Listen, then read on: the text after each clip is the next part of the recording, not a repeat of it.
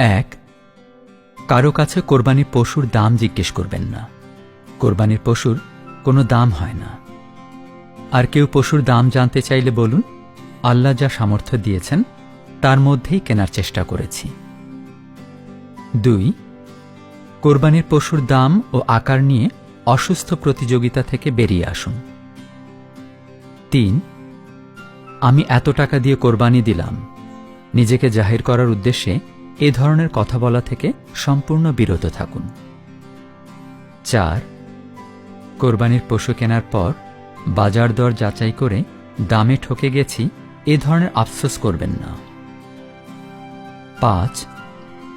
কোরবানির গোশতের ওজন ও পরিমাপ নিয়েও কথা বলবেন না।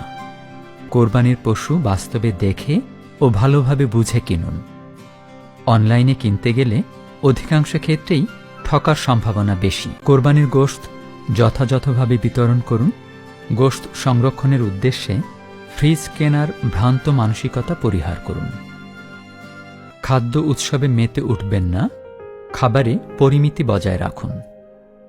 কদিন পর কোরবানি করব এই ভেবে কোরবানির পশুকে অযত্নে, অবহেলায়, অনাহারে রাখবেন না। কোরবানির পশুর সাথে সেলফি তুলবেন না, এটি একটি ভ্রষ্টাচার। সামাজিক যোগাযোগ মাধ্যমে এ সম্পর্কিত প্রচার থেকে পুরোপুরি বিরত থাকুন। আপনার কোরবানির পশুর রক্ত ও বর্জ্য নিজ উদ্যোগে পরিষ্কার করুন। এক্ষেত্রে নগর কর্তৃপক্ষের পরিচ্ছন্নতা বিধি মেনে চলুন ও এ কার্যক্রমে যথাসম্ভব সাহায্য করুন।